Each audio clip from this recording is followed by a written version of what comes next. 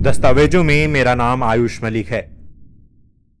अब मैं मोहम्मद अली के नाम से जाना जाता हूं। मैं इस्लाम के बारे में स्कूल वक्त से सीख रहा था।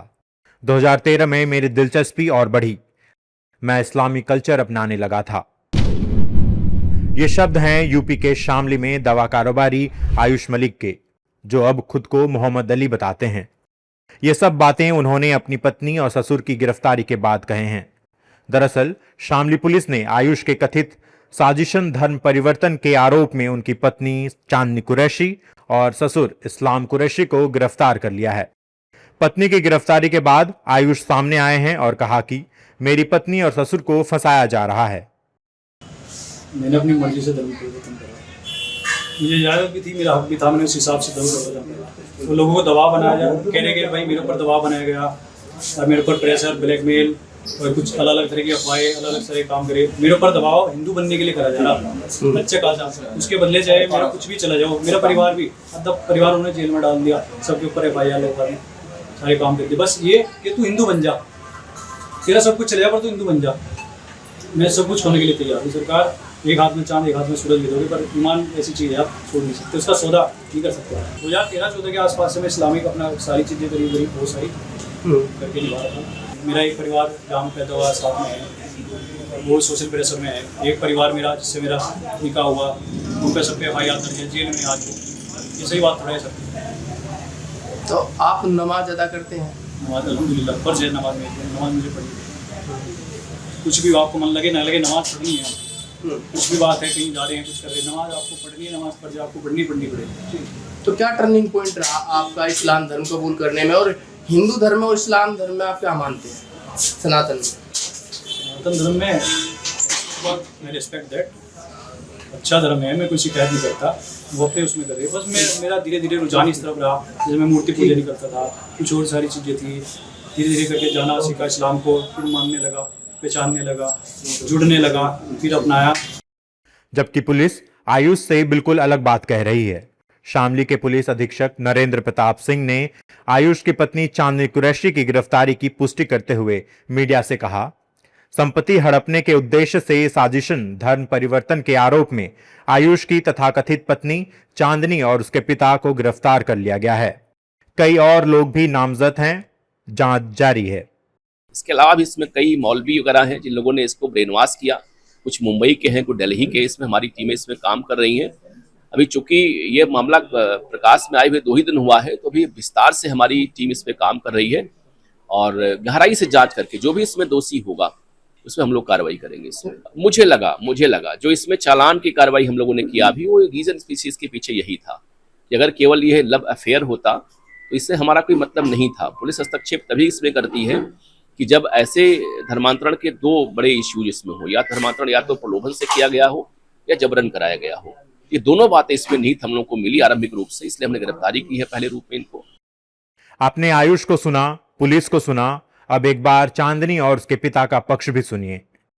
चांदनी के वकील ने बताया कि फिलहाल केस पर बेल रद्द हो गई है, सुनिए। लेकिन ये पुलिस की अभी कार्रवाई है और इन्वेस्टिगेशन इसमें हो रही।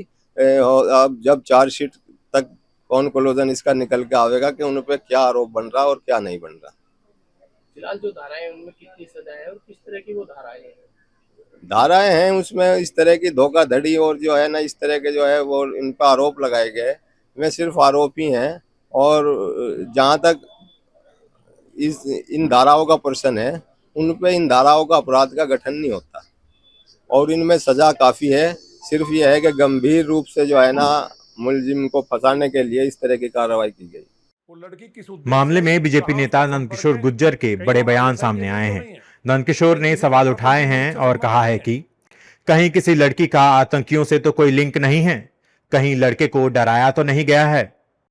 वो लड़की किस उद्देश्य से आई, कहाँ उसका संपर्क है, कहीं वो ISI के एजेंट तो नहीं है, कहीं किसी कट्टरपंथी मुल्क से संबंध तो नहीं है। और वो जो धर्म परिवर्तन जिसने किया है, कहीं ना कहीं किसी औरत के चक्कर में या कहीं और कोई कारण हो सकता है। इस बात की जांच हो कि कहीं वो भयभीत तो नहीं है, उसको डरा तो नहीं गया है। जब धर्मांतरण कानून है और आप शादी नहीं कर सकते, उसके बाद भी शादी करना सवाल खड़े करता है। मुझे उम्मीद है शामली की पुलिस, माने योगी जी की पुलिस है, वो कार्रवाई करेगी जो भविष्य में कोई इस तरह की हरकत करने की ना कोई कठमुल्ला ना कोई और साजिश करने वाले सोच भी नहीं पाएंगे। इस मामले पर विपक्षी नेताओं की भी प्रतिक्रियाएं आई हैं। सपा और कांग्रेस कह रही है कि बीजेपी आपस में लड़ाई लड़ाना चाहती है और उसी का ये नतीजा है। ये पुलिस का एक्शन नहीं है, भारतीय जनता पार्टी के नेताओं का पुलिस का दुरुपयोग करना है। भारतीय जनता पार्टी के नेता हर चीज को हिंदू मुसलमान में कन्वर्ट कर देते हैं और वो इनके अलावा उन पर कोई काम नहीं है। उनका बस चले तो नीट की परीक्षा, CUT का एग्जाम सब हिंदू मुसलमान में कमिट कर दें। कहीं कोई मिल जाए मुस्लिम तो ये साबित कर दें ये सारा जो है मुस्लिम ही लोग बेचारे कर रहे हैं।